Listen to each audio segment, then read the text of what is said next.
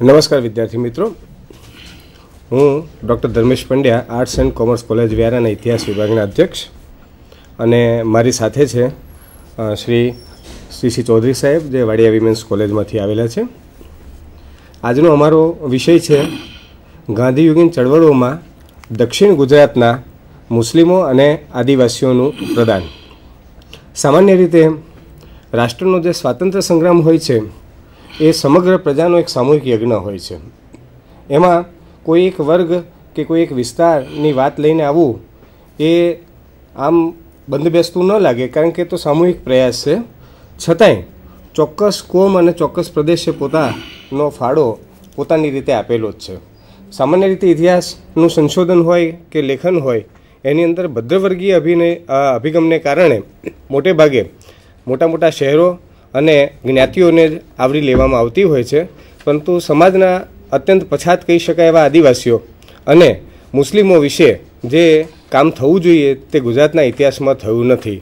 અને આ જ પ્રકારની વાત લઈને હમણાંનું જે નવા પ્રકારનું સંશોધન શરૂ થયું છે એ સબાલ્ટન પ્રકારનું ઇતિહાસ લેખન કહી શકાય. તો એના એક ભાગરૂપે આ પ્રયાસને આપણે નકારી ન શકીએ.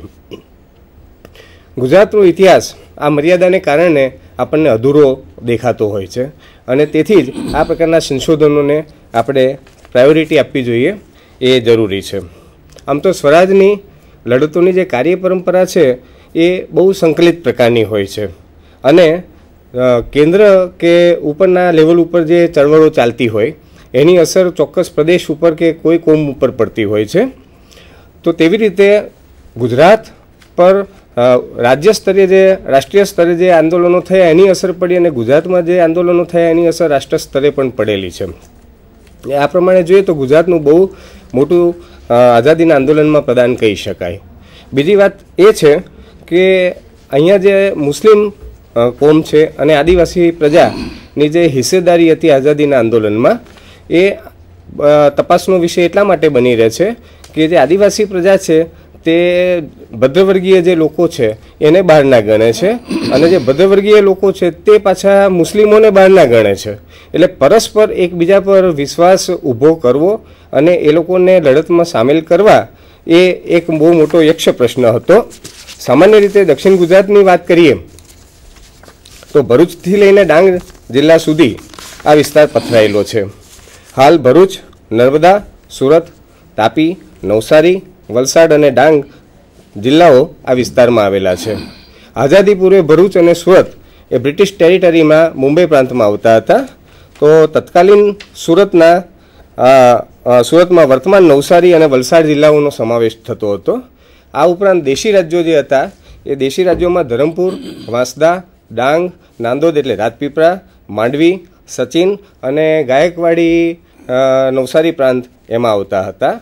અત્યારનો વર્તમાન તાપી અને વલસાડ અને ડાંગ જિલ્લાના વિસ્તારો મોટે ભાગે જંગલ વિસ્તારો છે, અને એમાં વસતી પ્રજા એ મોટે ભાગે આદિવાસી પ્રજા છે. 1941થી લઈને 2011 સુધીની જે વસ્તી ગણતરી થઈ એના સેન્સસ મુજબ જો જોવા જઈએ તો આદિવાસીઓની વસ્તી છે તે 47.88% અને મુસ્લિમોની વસ્તી આ દક્ષિણ ગુજરાતમાં 15.18% જેટલી છે. બંને વર્ગની અંદર શિક્ષણનું પ્રમાણ બહુ ઓછું હતું, અને બહારના જે બનાવો બનતા હતા એને સમજવાની અને એની અંદર જોડાવાની માનસિકતા નહીં હોવાને કારણે 1920 સુધી આ બંને વર્ગ લડતની અંદર સક્રિય રીતે જોડાયા નહોતા. પરંતુ જેમ જેમ ગાંધીજીનો પ્રભાવ વધતો જાય તેમ તેમ આ બંને પ્રજાએ ગાંધીજીમાં વિશ્વાસ મૂકીને અને રાષ્ટ્ર પ્રેમ એમનામાં જે હતો એને બહાર લાવવાની એમને જો તક જે ઝડપી એ લઈને આપણે જો જોવા જઈએ તો આ બંને કોમનું વિશિષ્ટ યોગદાન રહેલું છે. એમાં ખાસ કરીને આદિવાસીઓ અને મુસ્લિમની વાત લઈને અમે અહીંયા અમારી વાત મૂકવા આવેલા છે. તો આદિવાસીઓનું શું પ્રદાન હતું ગાંધીયુગીન લડતોમાં એના વિશે ચૌધરી સાહેબ આગળની વાત કરશે. નમસ્કાર, ગુડ મોર્નિંગ. હવે દક્ષિણ ગુજરાતની આપણે વાત કરી રહ્યા છે, અને દક્ષિણ ગુજરાતની અંદર એ સમયે ભારતની અંદર અનેક રાજા રજવાડાઓ થયા, અને એમાં આપણે જોઈએ તો છેવાડાના માનવી માટે 1885ની સાલથી આપણે સયાજીરાવ ગાયકવાડને ભૂલી શકાય નહીં. તો 1885માં સયાજીરાવ ગાયકવાડે એ સમયે ધાનકા વસતિગૃહ શરૂ કરેલું. અને એ સમય પહેલાંની પણ હું વાત કરીશ તો દાખલા તરીકે અંગ્રેજો સામે જે લડત શરૂ થઈ, તો એ લડતની અંદર 1885માં ભરૂચની અંદર એક તલાવિયા આંદોલન થયેલું અને એ આંદોલનની અંદર સૌથી પહેલાં અંગ્રેજો સામે એ લોકોએ બળવો કર્યો અને ત્યાં એક અંગ્રેજ કમિશનરનું ખૂન થયેલું. એમની જે ડિમાન્ડ હતી કે એ લોકોને પંચમહાલથી છેક ભરૂચમાં લાવીને ખેતીવાડી અને અન્ય ઉદ્યોગોમાં એ પ્રજાનો રોજગારી માટે લાવેલા અને ત્યારબાદ આ રીતે એ સૌથી પહેલો આદિવાસીઓને આમ તો બિરસા મુંડાની જે ચળવળ છે એને આપણે કહી શકીએ, પણ દક્ષિણ ગુજરાતની જ્યાં સુધી વાત છે ત્યાં સુધી 1885ની અંદર આ રીતે એક તલાવિયા મુવમેન્ટ જે થયેલી અને એના માટે જે ડિટેલ્સ આર્કાઇવ્સ મુંબઈની અંદર ટાઈમ્સ ઓફ ઇન્ડિયાથી લઈને બધી કમિશનરોની ફાઇલો આપણને ત્યાંથી મળે છે. તો એ બળવો 1885માં વાત એ અંગ્રેજ શાસન હતું. ત્યારબાદ એ સિવાય બ્રિટિશ શાસન સિવાય દક્ષિણ ગુજરાતમાં આપણે વાત કરીએ તો 1885માં સયાજીરાવ ગાયકવાડ કે જેમણે છેવાડાના માનવી માટે વિચારીને આદિવાસી વિસ્તારના આ આદિવાસીઓને એ સુધારા વધારા સામાજિક આર્થિક રાજકીય એ સુધારો થાય એ માટે એમણે ધાનકા વસતિગૃહ શરૂ કરેલું, જેમાં બોર્ડિંગ સ્કૂલ શરૂ કરેલી. એમાં તમામ આદિવાસી વિસ્તારના લોકોને મફત ભણવાનું, કપડાં અને અન્ય સુવિધાઓ. ત્યારબાદ 1895માં સ્ત્રીઓ માટે પણ એમણે શરૂ કરેલી બોર્ડિંગ સ્કૂલ અને સોનગઢ, મહુવા, વ્યારા એ બધા વિસ્તારોની અંદર એમણે મોડેલ ફાર્મ શરૂ કરેલું. એટલે મોડેલ ફાર્મની અંદર એવું કે ખેતીવાડી, સુથારીકામ, હુન્નર ઉદ્યોગ આ તમામ પ્રકારની રોજગારી મળી શકે અને આદિવાસીઓ તાલીમ લઈ અને ત્યારબાદ શિક્ષકો, કારીગરો અને પોતાનો વ્યવસાય શરૂ કરે એ આશયથી 1885માં એમણે શરૂ કર્યું જે સ્કૂલો. અને એને કારણે આદિવાસીઓનું જે પ્રાચીન જૂની પુરાણી પદ્ધતિમાં પછાત અવસ્થામાં જે હતા એ બહાર નીકળ્યા અને ત્યારબાદ એનો આર્થિક, રાજકીય, સામાજિક, શૈક્ષણિક વિકાસ શરૂ થયો. હવે આપણે ઇતિહાસની આપણે વાત કરીશું તો જે એ સમયે દક્ષિણ ગુજરાતમાં 4 સત્તાઓ હતી અને 4 સત્તાની અંદર આપણે જોઈ શકીએ કે સૌથી પહેલાં બ્રિટિશ એરિયા અને એ એરિયાની અંદર દાખલા તરીકે સુરત ડિસ્ટ્રિક્ટ, બારડોલી, ચીખલી, 84, જલાલપુર, માંડવી, ઓલપાડ, પારડી, વાલોડ, વલસાડ, ભરૂચ ડિસ્ટ્રિક્ટ, અંકલેશ્વર અને વાગરા. તો આ બ્રિટિશ એરિયા હતા કે જેમાં આ રીતે આ બધા વિસ્તારોની અંદર અંગ્રેજી શાસન હતું. બીજી બાજુ એ બરોડા સ્ટેટ હતું જ્યાં સયાજીરાવ ગાયકવાડ અને આ જે ક્રોસ લાઇન છે એ બધા એરિયાની અંદર દાખલા તરીકે સયાજીરાવના સ્ટેટમાં ગણદેવી, કામરેજ, મહુવા, માંગરોલ, નવસારી અને પલસાણા, સોનગઢ, વીજપુર અને વ્યારા આ વિસ્તારની અંદર એ સયાજીરાવ ગાયકવાડનું શાસન હતું.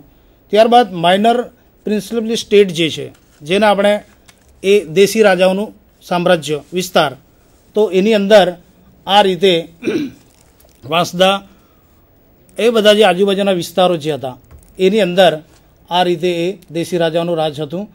અને એ સિવાય પોર્ટુગીઝોનું જે રાજ હતું એ બહુ ખૂબ ઓછા વિસ્તારમાં હતું, જેમાં દમણ અને દીવની જે વાત એમાં પોર્ટુગીઝો રાજ કરતા હતા. હવે બને છે એવું કે 4 શાસનો હતા, અલગ અલગ રાજ્યો, અલગ અલગ વહીવટી પદ્ધતિ અને એને કારણે એ આદિવાસીઓને 4 માલિકો હતા કે જેથી એ લોકોને રાજકીય, આર્થિક, સામાજિક એ બધું શોષણ થતું અને એને કારણે દક્ષિણ ગુજરાતની અંદર આવી પરિસ્થિતિમાંથી ધીમે ધીમે આ સયાજીરાવ ગાયકવાડના પ્રયાસોને કારણે શરૂઆત થઈ સુધારાની. અને ત્યારબાદ આપણે એનો જે બીજો તબક્કો જોઈએ તો આ જે વાત કરીએ આપણે ગાંધી પૂર્વેની વાત છે. એ સિવાય આપણે ગાંધી પછીની જે વાત છે 1915 પછી, તો એના પછી ગાંધીજી ભારતમાં આવે છે, તમામ વિસ્તારમાં ફરે છે અને ત્યારબાદ 1922ની આસપાસ આ રીતે બારડોલી સ્વરાજ આશ્રમમાં અને આજુબાજુના જે આદિવાસી પ્રજા હતી એ પ્રજાનું આ રીતે ભેગા કરીને ના કરની લડતમાં સામેલ કરવાનો પ્રયત્ન કરવામાં આવે છે. ત્યારબાદ આપણે આદિવાસી જે એરિયા છે એની આપણે વાત કરીએ તો બનાસકાંઠાથી લઈને સાબરકાંઠા, પંચમહાલ, દાહોદ, વડોદરા, ભરૂચ, નર્મદા, સુરત, નવસારી, ડાંગ, વલસાડ, આ જે ઇલાકા છે એ આદિવાસી ઇલાકા તરીકે ઓળખવામાં આવે, આદિવાસી બેલ્ટ તરીકે પણ એને કહેવામાં આવે છે. અને જનરલી 2 વિભાગોમાં એ સમયે વહેંચાયેલું. સપાટ મેદાનોમાં રહેતા ભદ્રવર્ગીય સમાજ, જેમાં બારડોલી કે આજુબાજુનો જે વાલોડનો પ્રદેશ છે કે સુરત જિલ્લો કે વલસાડ, એ સપાટ મેદાનો હતા. અને જે ડુંગરાળ પ્રદેશ જે હતો, પહાડી ઇલાકો, જ્યાં ખેતીવાડી થઈ શકતી નહોતી, રોજગારીની કોઈ તકો નહોતી અને સ્કૂલ કોલેજોની વ્યવસ્થા નહોતી, અને એવા વિસ્તારોમાં રહેતા આ જે આદિવાસી બેલ્ટ છે એ એરિયા આ રીતે આપણે વહેંચી શકાય. હવે ત્યારબાદ એ અગાઉની પણ એક વાત જે રહી ગઈ છે આપણી કહેવા જઈએ, કારણ કે ક્રોનોલોજી પ્રમાણે આપણે ચાલીશું, તો ડાંગ દરબાર જે છે એ પછાત આહવા ડાંગના આજુબાજુના જંગલ વિસ્તાર જે છે એ વિસ્તારની અંદર એ સમયે 1818થી આ ડાંગના આદિવાસી રાજાઓ હતા. સેપરેટ એ લોકોનો પોતાનો વહીવટ હતો એ વિસ્તારનો, અને એ વિસ્તારની અંદર અંગ્રેજો પ્રવેશ કરે છે. તો એના માટે કયા કયા કારણો જે જવાબદાર હતા મેઇન, તો આપણે ઔદ્યોગિક ક્રાંતિને યાદ કરવી પડશે કે જે ઇંગ્લેન્ડમાં સૌથી પહેલાં થાય છે. અને બ્રિટિશરો એ ઔદ્યોગિક ક્રાંતિને પરિણામે એમને જરૂર પડી સ્ટીમરોની, રેલવે પટ્ટાઓની, અને એના માટે એકમાત્ર દક્ષિણ ગુજરાતની અંદર એવી શાક જે અહીંયા ઇમારતી લાકડું તરીકે આપણે ઓળખીએ છીએ એ શાક માત્ર આહવા ડાંગમાં મળતા. અને એને કારણે પોતાનું ઔદ્યોગિક ક્રાંતિને સફળ બનાવવા અંગ્રેજો ધીમે ધીમે ઇન્ટર એરિયામાં પ્રવેશ કરે છે. શરૂઆતમાં બંને કોમો વચ્ચે, એટલે કે અંગ્રેજો અને આ ડાંગના આદિવાસી રાજા વચ્ચે યુદ્ધ થયું, અને ત્યારબાદ ધીમે ધીમે એ લોકોને ભાડા પટ્ટે અમુક જંગલ એરિયો એ લોકો અંગ્રેજોએ પ્રાપ્ત કરી લીધો. કારણ કે આમ પણ અંગ્રેજો હોશિયાર અને પહેલેથી જ એજ્યુકેશન, દાવપેચ, ભાગલા પાડો, રાજ કરો એ નીતિમાં હતા, અને એને કારણે એ કોઈક ને કોઈક રીતે પરમિશન મેળવી શક્યા, અને એ આ રીતે ડાંગના વિસ્તારની અંદર પોતાના વહીવટ એ લોકો ડાંગી રાજાઓ પાસેથી સાલ્યા. વર્ષને અંતે બાંહેધરી, એટલે કે આવું સ્ટેમ્પ પર એ લોકો પાસે લખાવી લઈશ કે વર્ષને અંતે એ લોકોને જોઈએ એટલા લાકડા એ લોકો કાપી શકશે, લઈ જઈ શકશે, પણ એના બદલામાં એ લોકોને સાલિયાણું આપવામાં આવશે. આવા જે આપણે ચિત્રોમાં જોઈ શકીશું કે દર વર્ષે અહીંયા રાજ્યપાલ એ ડાંગ દરબાર ભરે છે. હોળીના 3-4 દિવસ પહેલાં ત્યાં રાજ્યપાલ અને વનમંત્રી અને કેટલાક મંત્રીઓ ત્યાં આવે છે. આજે પણ આ આદિવાસી રાજાઓને ભારતમાં તમામ રાજ્યોમાં કોઈને પણ સાલિયાણું રાજાઓને મળતું નથી. માત્ર એક દાખલો છે કે જે ડાંગ દરબાર તરીકે દર વર્ષે અહીંયા આવીને એના દરેક રાજાઓ જે છે એ રાજાઓના હિસ્સામાં જે રકમ ફાળવવામાં આવે છે એ ડાંગ દરબારમાં આવીને રાજ્યપાલ સાંસ્કૃતિક પ્રોગ્રામ અને જે ધરોહર છે આ લોકોની પ્રાચીન પરંપરા વર્ષોથી એ જાળવી રાખે છે. ત્યારબાદ હવે આપણે આવીશું જે રાની પરજ પરિષદો. દક્ષિણ ગુજરાતમાં આવી 11 રાની પરજ પરિષદો ભરાય છે, અને એ રાની પરજ પરિષદોની અંદર એ સમયના જે નેતાઓ, જેના આપણે ગાંધી, સરદાર, કસ્તુરબા, તો એ રાષ્ટ્રીય નેતાઓ આદિવાસી વિસ્તારમાં જઈને લોકોને જાગૃત કરીને એ જે પછાત અવસ્થામાં પ્રજા હતી એને શિક્ષણ દ્વારા અને બુનિયાદી શિક્ષણ દ્વારા ખાદી, રેટીઓનો પ્રચાર કરીને એ લોકોને પણ આઝાદીની ચળવળમાં સામેલ કરવાનો ગાંધીજીએ આદેશ આપે છે એમના કાર્યકરોને. એ પણ એટલા માટે કે આપણે ખ્યાલ હશે કે 84-84ની અંદર 1922ની અંદર જે બનાવ બને છે, પોલીસ ચોકી સળગાવવામાં આવે છે અને અહિંસા થાય છે. એટલે ગાંધીજીને એવું સમજાય છે કે મેં હિમાલય જેટલી ભૂલ કરી છે, એટલે એ જે સવિનય કાનૂન ભંગની જે લડત છે એ લડત પાછી ખેંચી લેવામાં છે. 1922ની જગ્યાએ છેક 1928માં આપણે બારડોલી સત્યાગ્રહ કરી શક્યા. કારણ કે ઇન બિટવીન ગાંધીજીને એમ લાગે છે કે હજુ પણ આ પ્રજા કે આપણા દેશની પ્રજા અહિંસાને બરાબર સમજી શકી નથી. એટલે ગાંધીજીની ઈચ્છા એવી કે કોઈ હિંસા ન થવી જોઈએ. આપણે આઝાદી લેવી છે પણ લોહી વગરની, મતલબ કે કદી પણ હિંસા ન કરવી. અહિંસા અને અહિંસક રીતે આપણે ક્રાંતિ અને આઝાદી મેળવવી છે. એટલા માટે એમના કાર્યકર્તાઓને ગામડે ગામડે મોકલવામાં આવે છે અને એ ગ્રામ્ય વિસ્તારની અંદર જે ગાંધી આવે છે એ પહેલાં એટલે કે 1928 દરમિયાન આ રીતે જે લડત થઈ અને એ લડતની અંદર 6 રાની પરજો પરિષદ યોજે છે. કારણ કે જ્યાં સુધી 87,000 જેટલી ટોટલ જે બારડોલીની વસ્તી હતી એમાંથી માત્ર 20,000 પ્રજા જ આંદોલનમાં શરૂઆતમાં જોડાવાની તૈયારી હતી. એટલે ગાંધીજીને એમ લાગે છે આ તો શરીરનું એક અંગ એમણે લકવો મારેલું કહી શકાય.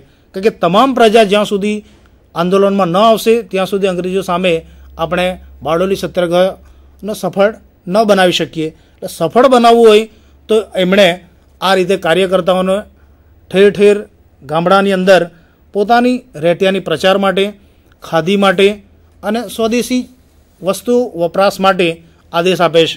અને એની અંદર આવી 11 રાની પરિષદો જે થઈ એમાં 1922માં શેખપુરમાં જે થઈ એમાં આ કસ્તુરબા ગાંધી એના અધ્યક્ષ હતા. અને ત્યારબાદ એ કસ્તુરબા ગાંધી બાદ બીજી 1924ની અંદર વેડશીમાં શ્રી મહાત્મા ગાંધીજીના નેતૃત્વ નીચે એ પરિષદ જે બીજી પરિષદ હતી 1925માં મઢી સુરાલી ખાતે દયાળજી નાનુભાઈ દેસાઈ, 1926માં ખાનપુરમાં મહાત્મા ગાંધીના અધ્યક્ષ હેઠળ જે બીજી પરિષદો થઈ. અને ત્યારબાદ એ 1929માં ઉનાઈમાં એક પરિષદ થઈ. એના પછી મગરકુઈમાં 1937માં, 1938માં ફરી વેડશીમાં 8મી રાની પરિષદ જેમાં સરદાર વલ્લભભાઈ પટેલ. ત્યારબાદ 9મી 1939માં એ મહુવારિયાની અંદર બાળા સાહેબ ખેર, 1940માં બાલદામાં મોરારજી દેસાઈ અને 1949માં ઉમરામાં ડૉક્ટર જીવરાજ મહેતા. તો એ તમામ રાષ્ટ્રીય નેતાઓ આદિવાસી વિસ્તારોમાં જઈને આદિવાસીઓને તૈયાર કરે છે. કારણ કે 20% માત્ર આંદોલનથી કોઈ પણ સફળ ક્રાંતિ કરી શકાય નહીં. અને એ ગાંધીજી અને સરદાર અને રાષ્ટ્રીય નેતાઓ સારી રીતે જાણે છે. અને એ જ અરસામાં બીજી મહત્ત્વની એક આદિવાસીઓ દ્વારા જ જે સુધારાની પ્રવૃત્તિ જે ચાલી જેને આપણે દેવી મોમેન્ટ તરીકે ઓળખીએ છીએ. અને એ દેવી મોમેન્ટની અંદર આદિવાસીઓ તમામ મદપાન નિષેધ, માંસ મચ્છી, સ્વચ્છતા આ તમામ અને પારસીઓને ત્યાં કામ ન કરવાનું આવી એક ઝુંબેશ ચલાવેલી 1922ની આસપાસ. અને એ દેવી મોમેન્ટની અંદર એ આદિવાસી પ્રજા એ તમામ એ સુધારો આવે છે. અને એને કારણે એ લોકો કરવેરા ભરી શકે છે, શિક્ષણ આપી શકે છે બાળકોને અને સ્વચ્છતા અને બચત પણ કરી શકે છે. કારણ કે એ પહેલાં આ પ્રજા દારૂ તાળી અને એમાં અંગ્રેજોના શાસન હેઠળ શોષણની ભોગ બનેલી. એટલે એમાંથી બહાર કાઢવા માટે આ ગાંધીવાદી સંસ્થાઓ જે ખુલી જેને આપણે વેડશી મોમેન્ટ તરીકે પણ ઓળખીએ છીએ. તો વેડશીની અંદર શરૂઆતના તબક્કામાં 1947 સુધી એકમાત્ર એમનો જે આશય હતો એ આઝાદીની લડત માટે સ્વતંત્ર સૈનિકોને તાલીમ આપવાનું. બીજું ગૌણ એમના માટે હતું શિક્ષણ. પણ મેઇન એનો જે આશય હતો કે આઝાદીની લડત માટે આવા આદિવાસી નેતાઓ તૈયાર કરવાના અને એ નેતાઓના આંદોલનમાં સાંકળીને તમામ પ્રજાને એ સામેલ કરવી. અને એમાં દક્ષિણ ગુજરાતમાં જેટલા પણ આદિવાસી એરિયાઓ છે એ એરિયાની અંદર અત્યારે આપણે વિચારીએ તો જે કંઈ સુધારો જોઈ શકીએ છીએ છે કે આપણે ચીફ મિનિસ્ટર અમરસિંહ ચૌધરીથી લઈએ તો એ સયાજીરાવ ગાયકવાડ, ગાંધીયન સંસ્થાઓ અને એ રાષ્ટ્રીય નેતાઓનું એક એવી આ જે કામ કરવાની પદ્ધતિ જે હતી તો સ્વરોજગારી માટે રેટિયા અને ખાદી અને સ્વાવલંબન બનવું, સ્વદેશી વસ્તુ વાપરવી.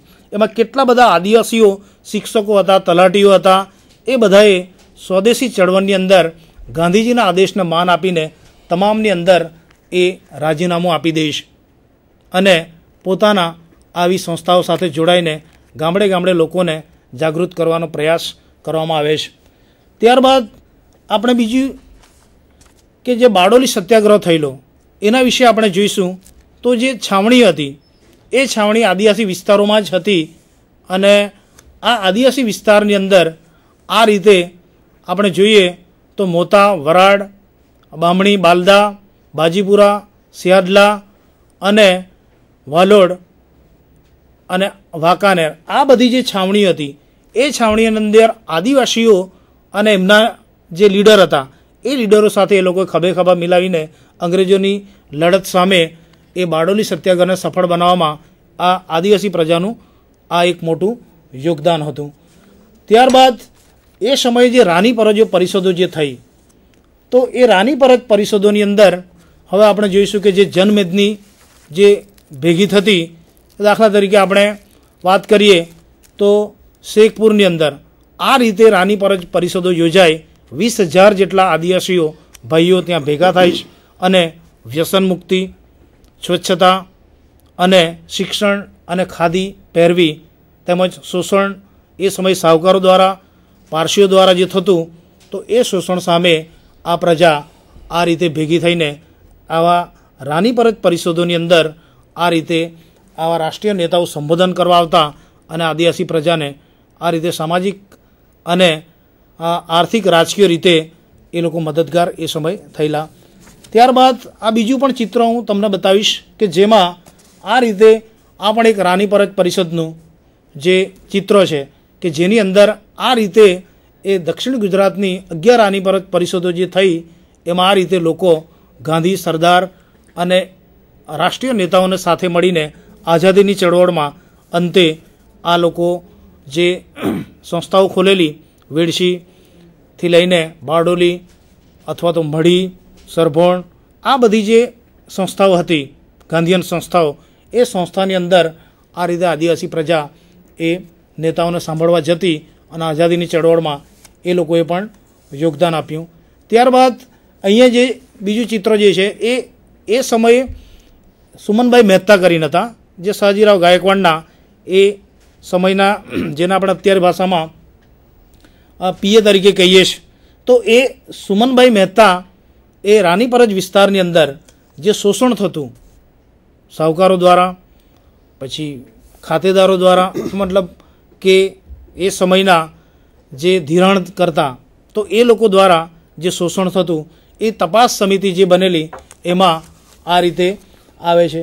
બીજું ચિત્ર જે છે અગત્યનું કે જેની અંદર એ સમયે રાની પરજ પરિષદોની ઈસવીસન 1905ની અંદર વ્યારા ખાતે એ જે પરિષદ યોજાઈ અને એમાં પણ આ વ્યસન મુક્તિ માટે, સ્વચ્છતા માટે, શિક્ષણ માટે અને એમાં અમરસિંહ ગામિત જે મોટી સમાજ સુધારક તરીકે વ્યારા તાલુકાના તાપી જિલ્લાના એ ઘાટા નામનું જે ગામ છે જ્યાં ઝવેરચંદ મેઘાણીએ પણ એક સમય મુલાકાત લીધેલી અને આ રીતે કળિયુગના ઋષિ તરીકે જેને સંબોધન કરેલું એવા વર્ષોથી નાસિક જતા સાધુ સંતોને એક જે મંદિર ત્યાં બનાવેલું છે અને ત્યાં મફત એમને ખાવા પીવાને રહેવાની સગવડ આપેલી.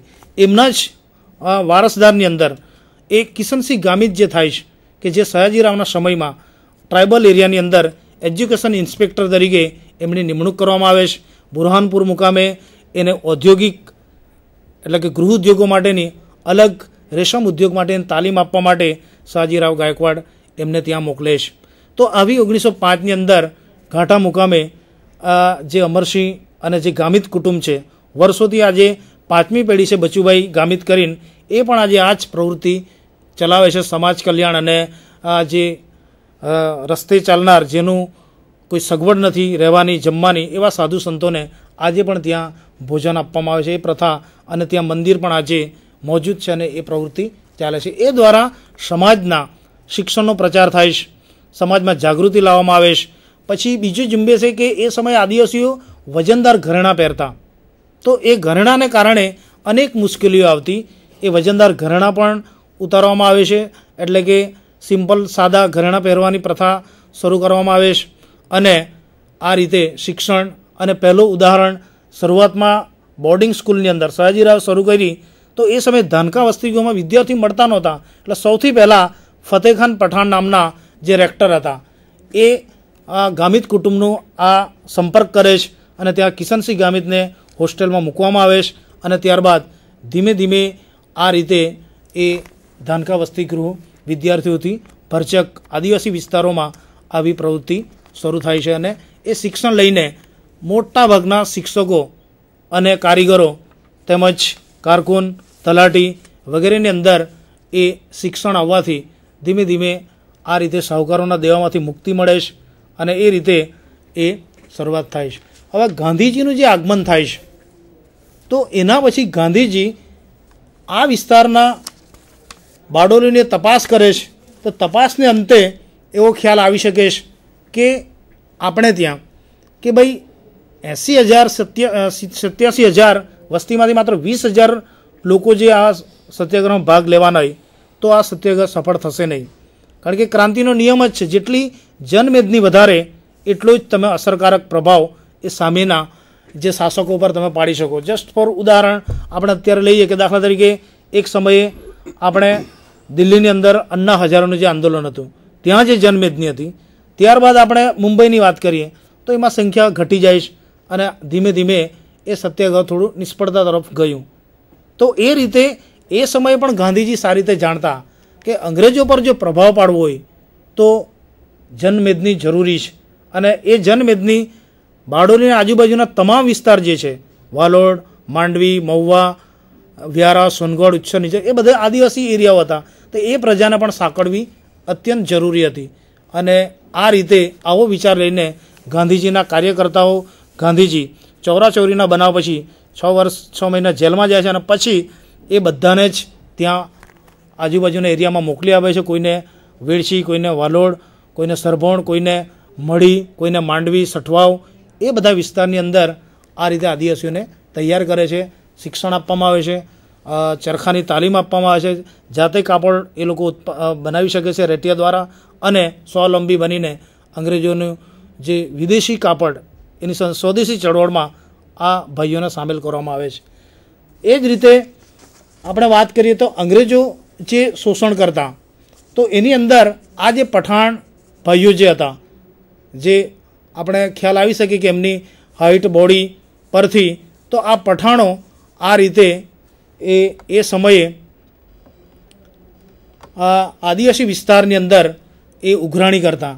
ઢોર ઢાખર જે મળે તે જે કરવેરા બારડોલી સત્યાગ્રહની અંદર ન ભરી શકતા એ લોકોને આ રીતે એ લોકો આ મારીને લઈ જતા. એનું ઉદાહરણ તરીકે દાખલા તરીકે જે એક ફોટો હું તમને બતાવીશ તો એના પરથી ખ્યાલ આવશે કે આવી રીતે એ પઠાણો આદિવાસી વિસ્તારમાં એ લોકોને પ્રયાસ કરવામાં આવતો કે તમે મહેસૂલ ભરી દો અને આ બારડોલી સત્યાગ્રહ નિષ્ફળ બનાવો.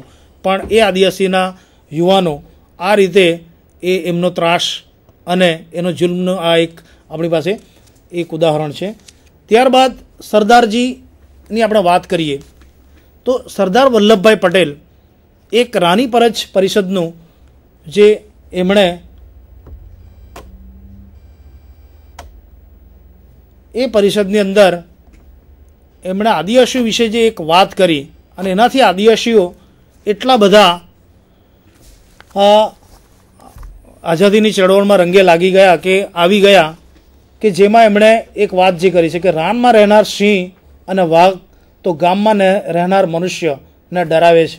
તમે તો રાનમાં રહેનાર આદિવાસીઓ થઈને આ શહેરીઓ જે તમારાથી ડરી જાય અને તેમનાથી જ તમે કેમ ડરો છો?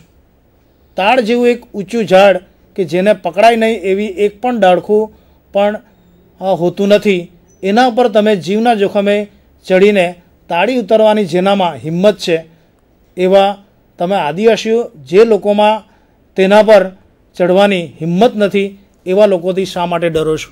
આ એક સ્ટેટમેન્ટ, એક વાક્યથી આદિવાસીઓને એ હિંમત એ સરદાર વલ્લભભાઈ પટેલ આપે છે. અને બારડોલી સત્યાગ્રહ વખતે 1928માં પૂના તાલુકો મહુવાના 6ઠ્ઠી રાનીપત પરિષદમાં પ્રમુખ સ્થાન તરીકે સરદાર વલ્લભભાઈ પટેલના ભાષણમાં એમણે આ વાક્ય એમણે કીધેલું કે જેથી એક જે તાડનું વૃક્ષ કેટલું હાઈટ હોય એમાં કોઈ ડાળખી ન હોય વચ્ચે અને તે છેક ઉપર સુધી એ આદિવાસી જેને તાળી કે નીરો જેને આપણે કહીએ તો એ જો ત્યાં સુધી ચડી શકતા હોય તો તો પછી શા માટે તમારે ડરવાની જરૂર?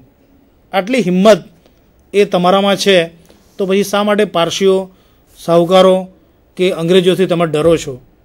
અને એ રીતે આઝાદીની ચળવળમાં આવા રાષ્ટ્રીય નેતાઓ આદિવાસી વિસ્તારોમાં રાની પરજો દ્વારા આ રીતે લોકોને, આ આદિવાસીઓને તૈયાર કરતા. ત્યારબાદ આપણે બીજી વાત કરીશું કે 1930માં દાંડીકૂચ થઈ. દાંડીકૂચની અંદર ગાંધીજી ત્યાંથી નીકળે છે સાબરમતીથી, અને આદિવાસી વિસ્તારોમાંથી જ્યાં નજીક પસાર થાય છે તો આજુબાજુના જે એમના સ્વયંસેવકો હતા એ આદિવાસીઓ ભાઈઓ અને એમના લીડરો સાથે, ગાંધીના એ સમયના એમના જે સ્વયંસેવકો હતા એમની સાથે એ લોકોને તમામ સગવડો પૂરી પાડેલી એ લોકોએ. અને 1930ની આ લડતની અંદર પણ આ રીતે આદિવાસી વિસ્તારોની અંદર સ્વયંસેવક તરીકે એ વેડસીથી, બારડોલીથી, મઢીથી, સરભોણથી, વરાડ, આ બધા ગામડાના જ્યાં જ્યાં થાણા હતા બારડોલી સત્યાગ્રહના, એ થાણામાંથી એ પ્રજા ત્યાં જોડાતી. ત્યારબાદ એ જ 1942ની આપણે વાત કરીશું તો એ હિન્દ છોડો આંદોલનની અંદર પણ એ સમયે જીવણભાઈ વળવી કે જેમણે ચિનગારી નામનું ઓફિશિયલી બરોડા સ્ટેટથી એ ચિનગારી નામનું સામયિક બહાર પાડવામાં આવતું, અને જીવનભાઈ વળવી પણ એ સમયે આ રીતે એ આદિવાસીઓના ઉત્કર્ષ માટે, ચળવળ માટે, જાગૃતિ માટે આવું એક ચિનગારી નામનું મેગેઝિન એ બહાર પાડેલું વ્યારાથી.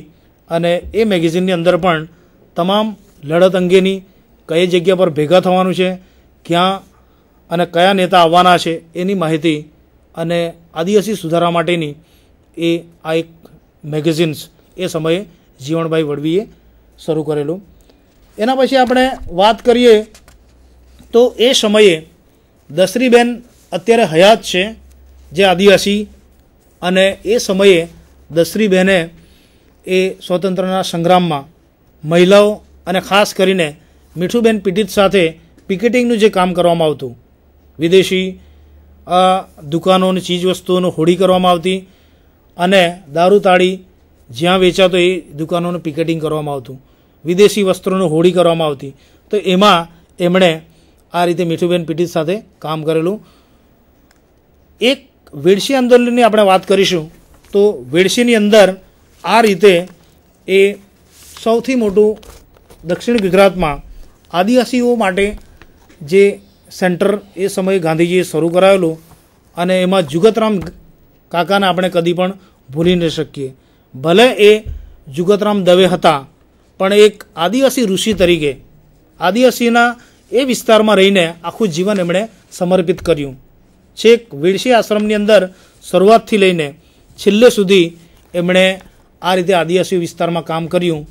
અને એ વેડસીની અંદર આદિવાસી નેતાઓ તૈયાર કરવાનું કામ વેડસી આશ્રમમાં થતું, ગૌણ કામ હતું શિક્ષણનું, મેઇન કામ હતું 1936 સુધી કે આ વિસ્તારમાં બુનિયાદી શિક્ષણ દ્વારા રહેઠિયા અને ખાદીનો પ્રચાર કરીને આ આદિવાસીઓને તૈયાર કરીને આઝાદીની ચળવળમાં એ લોકોને સામેલ કરવા, કે જેથી એ બારડોલી સત્યાગ્રહ 1930, 1942ના સત્યાગ્રહમાં આવી રીતે તૈયાર થયેલા આ આદિવાસી ભાઈઓ એ આ લડતમાં એમનું યોગદાન રહ્યું.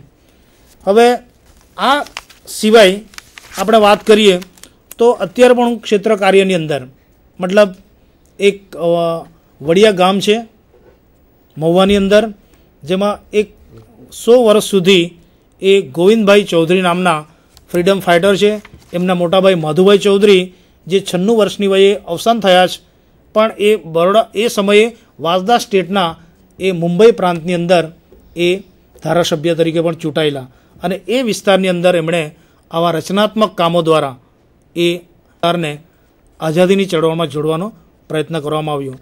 તો આ રીતે વેડસી આશ્રમ અને ગાંધીયન રચનાત્મક કાર્યો અને એનું જે ઉદ્ભવ થાય છે એ ઉદ્ભવ પાછળ ઘણા બધા સુધારાઓ જે થયા, જેમાં શિક્ષણથી લઈને સ્વચ્છતા, વ્યસન મુક્તિ, આવા અનેક કાર્યક્રમો યોજાયા, અને એ દ્વારા આપણે આઝાદીની ચળવળમાં આ રીતે આપણે તૈયાર કરી શક્યા.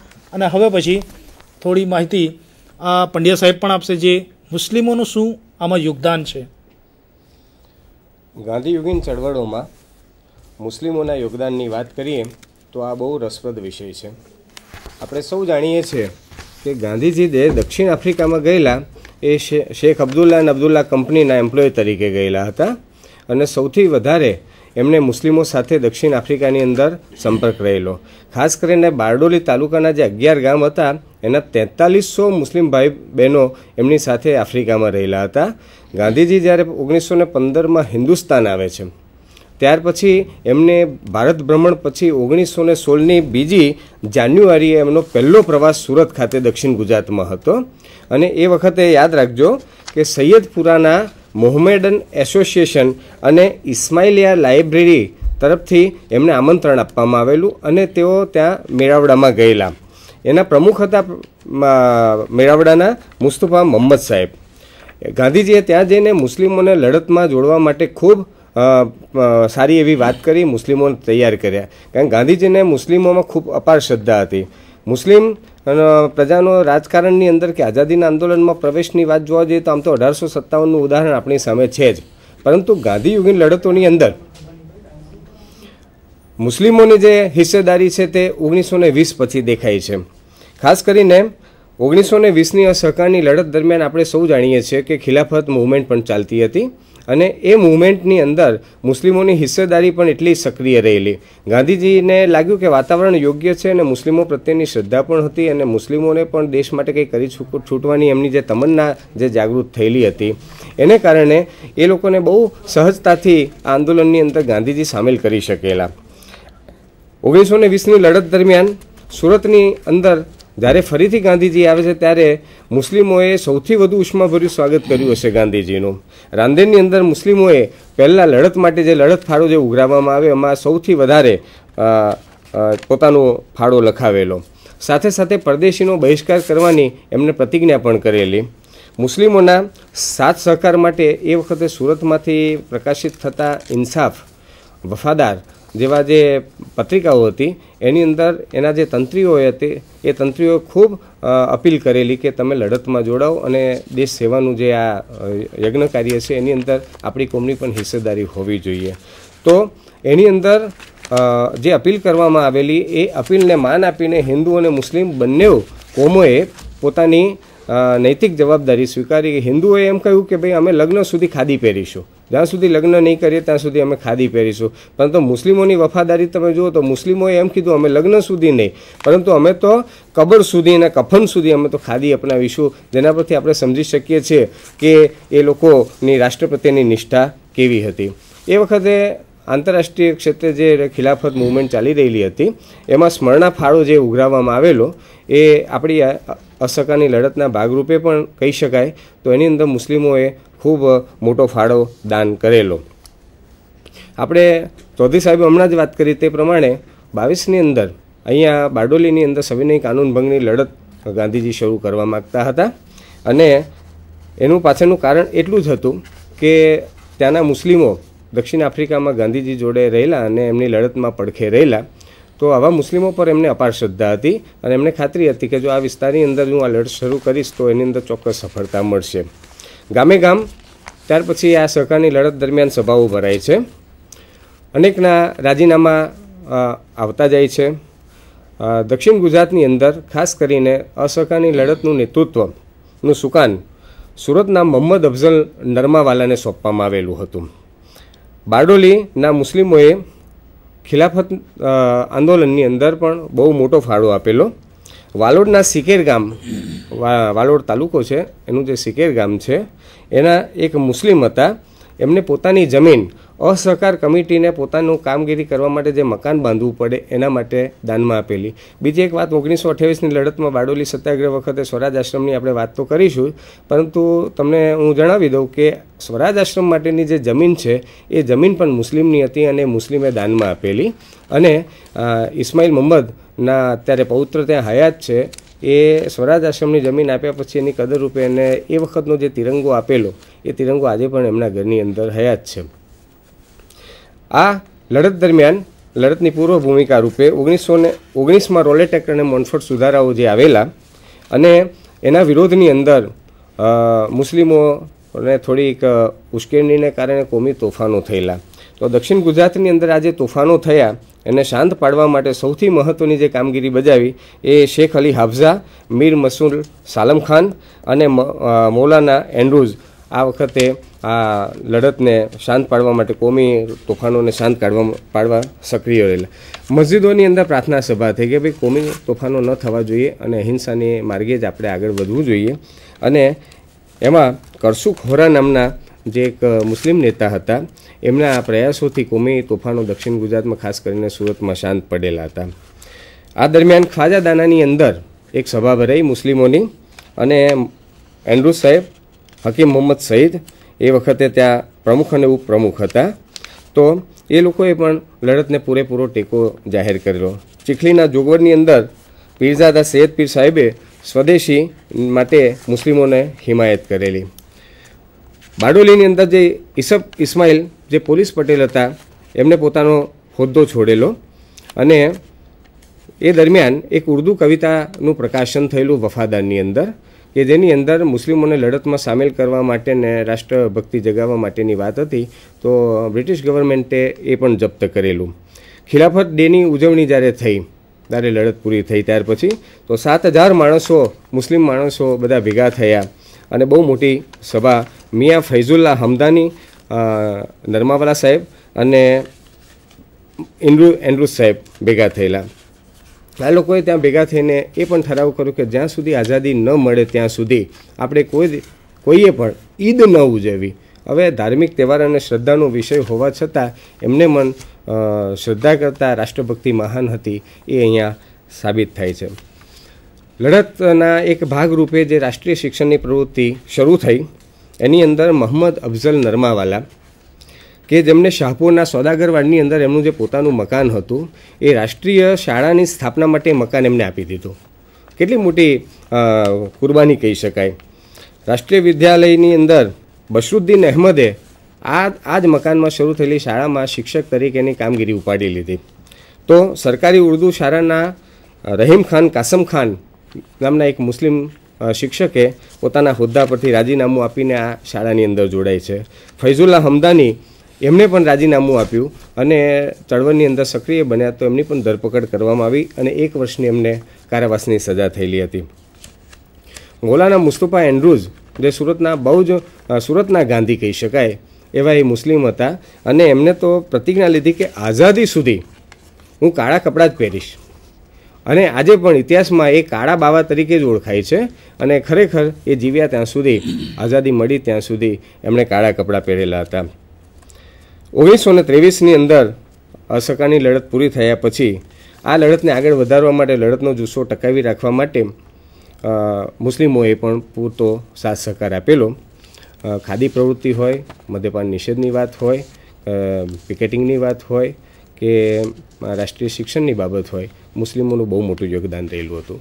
ત્યાર પછી ભારતની આઝાદીની લડતને સૌથી મોટી અસર કરનારી આપણા ગુજરાતમાં બનેલી એક સ્થાનિક ચળવળ, જે બારડોલી સત્યાગ્રહ તરીકે આપણે ઓળખીએ છીએ 1928ની, એની જવાબદારી આ વિસ્તારની અંદર, બારડોલી વિસ્તારની અંદર ચીમનભાઈ ચિનાઈને સોંપવામાં આવેલી.